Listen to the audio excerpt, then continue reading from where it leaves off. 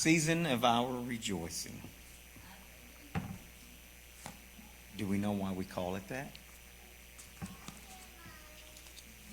Do we understand what this is really all about? And what it's pointing to, what it meant in the past, what it means for us today, and what it'll mean for us in the future. And that's what I hope to relay today. Zman Simkatenu.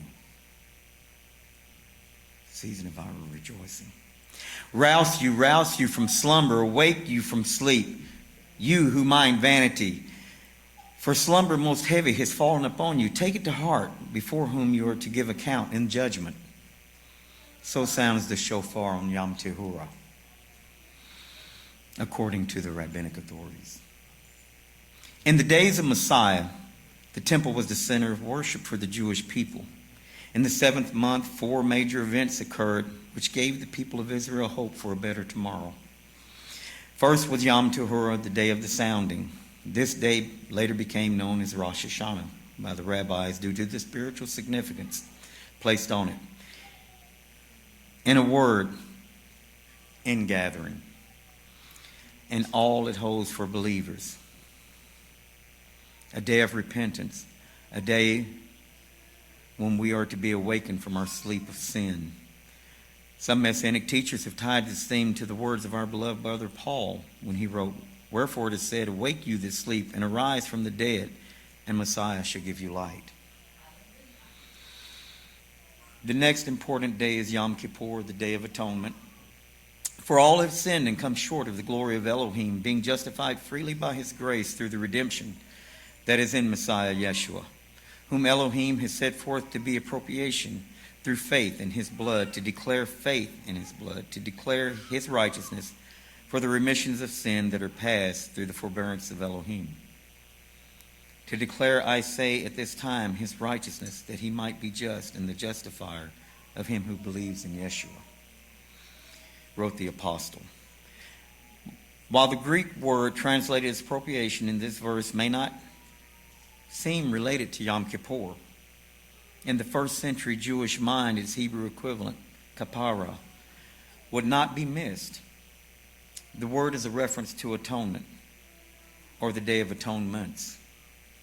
I'd like to digress a moment, and I would like to point out that quite contrary to what has been taught about our brother Shual, he kept Torah and all the holy days mandated by Torah, as evidenced by his reference to fasting in 1 Corinthians 7:5 and the mention of the fast in Acts 27:9.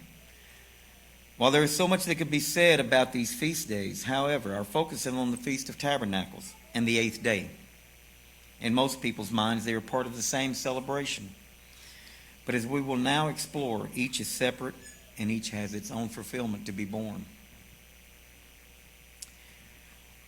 I'd like to read Leviticus 23:33 through 44.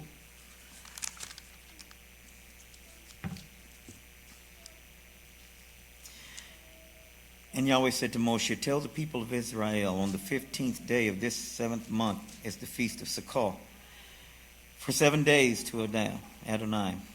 On the first day there is to be a holy convocation. Do not do any kind of work. For 7 days you are to bring an offering made by fire to Adonai.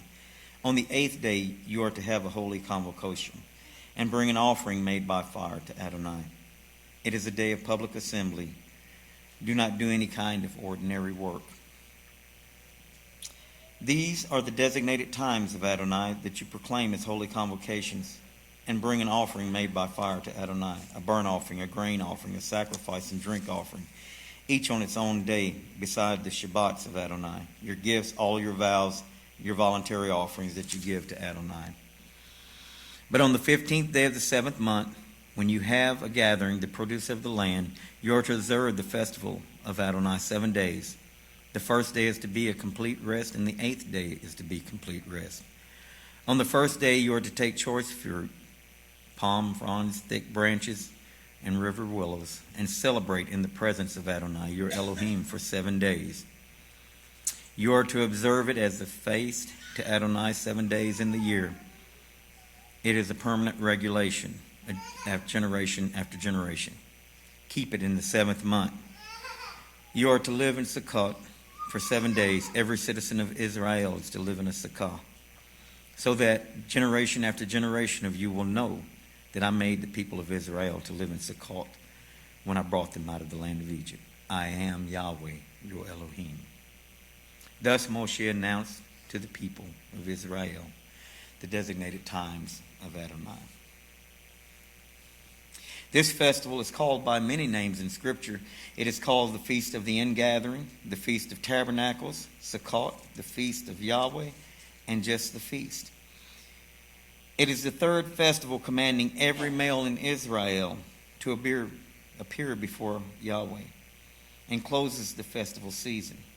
The feast lasts for 7 days, followed by an 8th day, which is not part of Sukkot, but carries its own significance. Also, according to Torah, every 7th year during Tabernacles, the book of the law was to be read. Until destroyed by the Romans in 70 A.D., the temple was the center of Israel's festive seasons, and Sukkot was the most joyous of all seasons. If it were possible for us to return to the days and observe the feast being celebrated, we would see our Messiah and his glorious kingdom through a glass darkly. So let us return to Messiah's last Sukkot celebration before his death. The first thing we notice is that everyone, even the children, are carrying a fruit-looking item in their left hand and an array of branches in their right. Closer examination reveals that the fruit is an etrog, a kind of fruit. The branches are palm, myrtle, and willow, together forming the lulav. According to rabbinic authority, each of these species represents 4 types of people. The willow, which has neither fragrance nor fruit, represents the person that has neither knowledge or deeds. The myrtle, having fragrance but no fruit, is the person that has good deeds but no knowledge of Torah. The date palm has fruit but no fragrance. It is a man with knowledge but no deeds. And the etrog, which has sweet taste and fragrance, is the person that has both knowledge of Torah and deeds. A reminder to all that faith without works is dead. On the evening of the first day, we noticed 4 young priests carrying pitchers filled with 120 logs of oil in the court of the women. They poured the oil into 4 menorahs with 4 bowls each, containing the old worn pants and girdles of the priests as wicks. The lamps were lit, and all Jerusalem is illuminated by their light. At that moment, we hear the sounding of the shofar. The light shining out of the temple and into the darkness reminds us of the great light that is to shine upon those who dwell in the shadow of death. We also notice that every day, at the conclusion of the sacrifices, the priests form a procession that would walk around the altar singing, "O then now work salvation, Adonai. O Adonai, give prosperity." But on the 7th day, the last great day of the feast, we see the procession walk around the altar 7 times and beat the lulav against the altar. We're reminded of the Jericho march and how the walls fell on the 7th day, and how the walls of this world will fall before Yahweh and the kingdom established here on earth. But as the branches also represented the 4 types of people in the world, we're also reminded that it is by his bruises we're healed.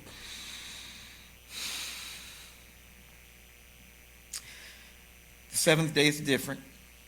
As the priestly procession returns from the pool of Siloam with the golden pitcher and is about to cleanse the temple, cleanse the altar by pouring the water upon the altar, a man stands up among the crowd and cried, "If any man thirst, let him come to me and drink."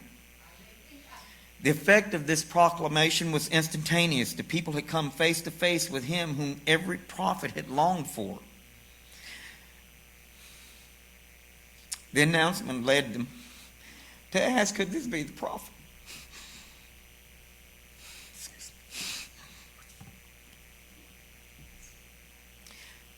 The Messiah. We overhear the Sanhedrin ordered the guards to arrest him, but they were unable to do so, because never had a man spoke as this.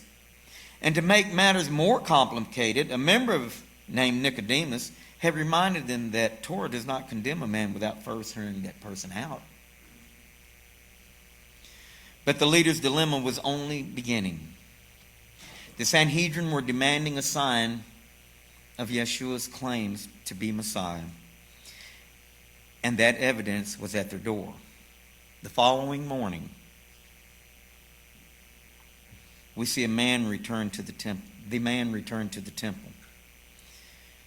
He sets a woman free who was caught in the act of adultery. Then he meets a man who had been blind from birth. Watching him closely, we hear his disciples ask, "Who sinned, the man or his parents, to cause him to be born blind?" The man tells them that neither had sinned, but this was so that the works of Elohim should be made manifest in him. The man then made clay from his spit and anointed the man's blind eyes and tells him to go wash in the pool of Siloam. After washing, the blind man raises from the water, seeing. As we're thinking about how we're all descendants of one made from clay, and how the night before, during the procession of the water pouring, this man had cried out that he was the water that cleanses, our attention is drawn to a commotion from the Sanhedrin. As we listen, we hear that they are questioning the parents of the man born blind, then the man himself. At first, this seems odd to us until we recall that the night before, they had demanded a sign that the man was the Messiah, and that among the leaders it was known that only Messiah could heal one born blind. Then we recall what he told his disciples earlier, that this was so that the works of Elohim could be manifest in the man born blind. As we think on these things, the light from the four menorahs draw our attention, and we remember that the man had also said during the feast that he is the light of the world.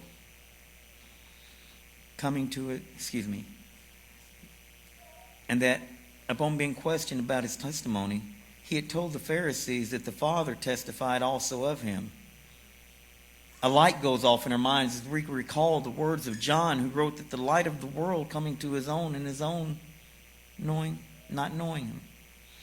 With these things on our mind, we're jarred back to our Sukkot and what we learned from the journey we just took and the implications of the journey has for us. As we think on these things, we realize that just as the ceremonies taken in the temple were shadows of things to come, so is the feast a shadow. By it, we're reminded that our temporal body is a Sukkot, a temporary dwelling place. And that as children of Israel began their journey from the Passover in Egypt to Sukkot, and how Yahweh dwelt with his people during their journey, so as our journey through life began in the Egypt of sin. And just as the Sukkahs built by the Israelites were subject to the elements, so our bodies, being our Sukkah, is subject to the elementary principles and the wiles of this world. And that Yahweh will dwell within us also if we allow. We bring to remembrance that we are not seeking a kingdom of man, but the kingdom of Yahweh, where Messiah will rule and the world will be at peace. We humbly recall the words of the prophet.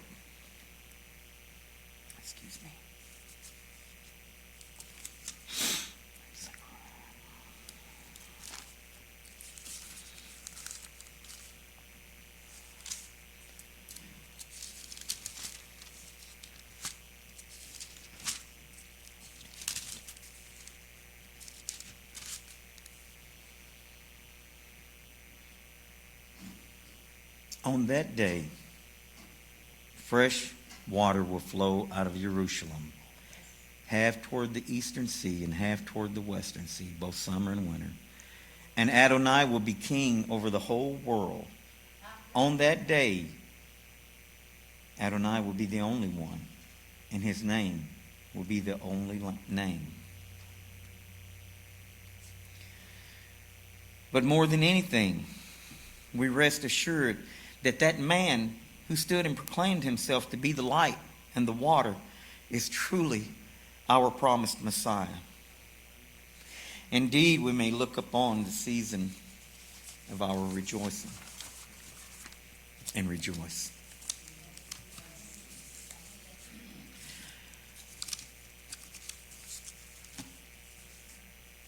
How many people understand Shemini Hashret, the eighth day? Separate but part of the eighth day. The number 8 in Scripture is very significant. We have the Abrahamic covenant, Genesis 17:10 through 11. We have Noah, 2 Peter 2:5. Where 8 people in an ark. 7 were not saved by righteousness, but one man's righteousness saved 7.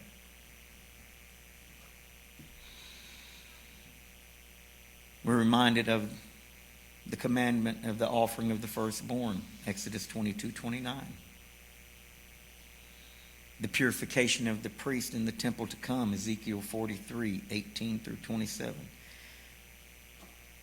And the preparation to serve as priest in Leviticus 8. We're reminded that when a Nazirite is contaminated by a dead body, the ceremony requires 7 days of cleansing. And on the 8th day, he's declared clean again. In each of these examples, we see a pattern of 7 days of preparation, then an 8th day examination and declaration of cleanness.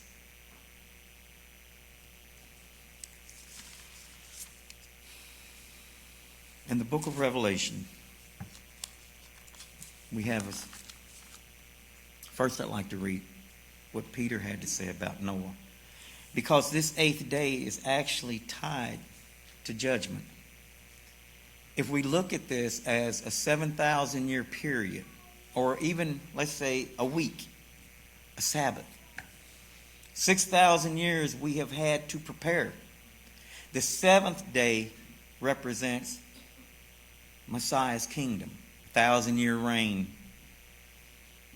It's interesting that it was on the 7th day that he said, I am the water. Through me only. It's also interesting that on the 8th day, the day of judgment, by the way, I'll show you how we can make that connection. But he healed a man born blind. What is the significance of that? To most people, okay, that's great. That's a wonderful, beautiful miracle. But in the first century, to the first century Sanhedrin, who said, give us evidence that this is Messiah, that miracle could only be performed by Yahweh or his Messiah. And they knew that. That's the reason when you read on in the story, what happened? Who is this? Is this your son? Well, yeah, it's our son. Well, who healed him? Then they asked him, who healed you? And he said, you mean there's one running around and y'all don't even know about him? What's going on with y'all? You know? That was on the 8th day. So we got to ask who were being judged on that 8th day. Those very men who demanded a sign received their sign and ignored it. Only one of them, Nicodemus, stood and said, wait.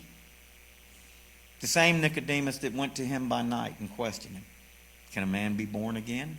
Can he enter into the womb again? And 2 Peter is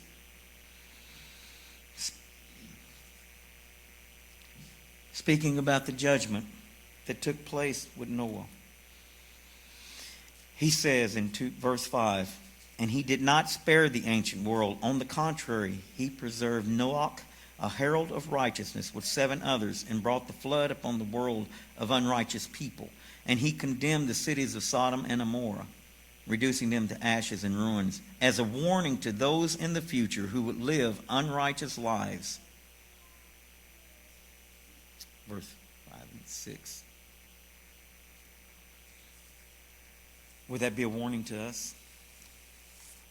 Just as it was a warning in the days when Messiah walked the earth.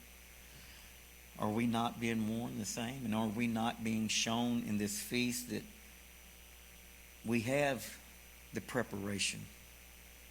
And we will have the examination. 1,000 years, think about it. If you've read all the prophecies relating to that millennial reign, it's a beautiful thing. But then you're saying, wait a minute. At the end of this reign, Lucifer's going to be loosed. Why?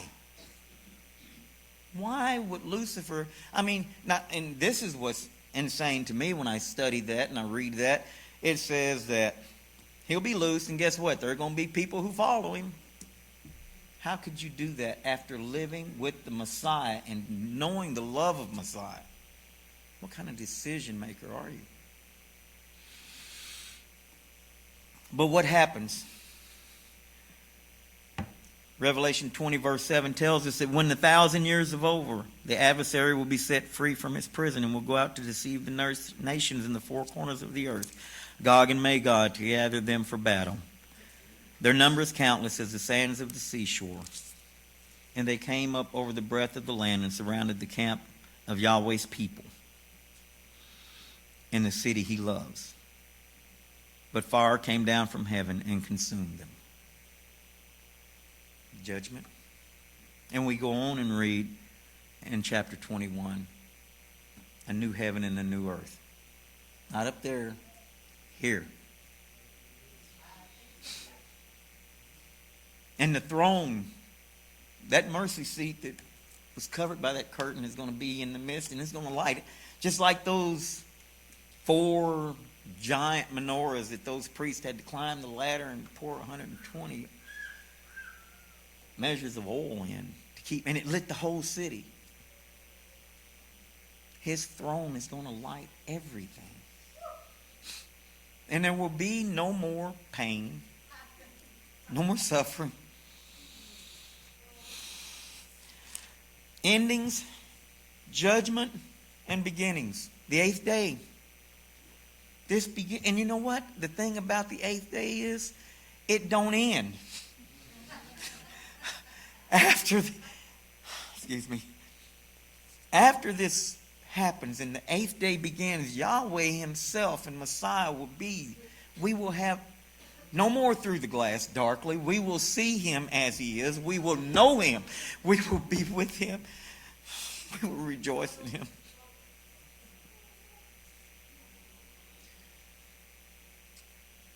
What is the requirement? Some will tell you, I believe in Messiah, but I don't believe that we have to keep those Jewish laws. True and false. I don't believe in Messiah, but I keep the Torah. I keep the Mishnah. I follow them. I am... Boy, look at my tallit. It's dragging the ground. I'm so righteous. Don't step on it. You'll trip me. You know? The bottom line is, if you don't have both, you don't have either.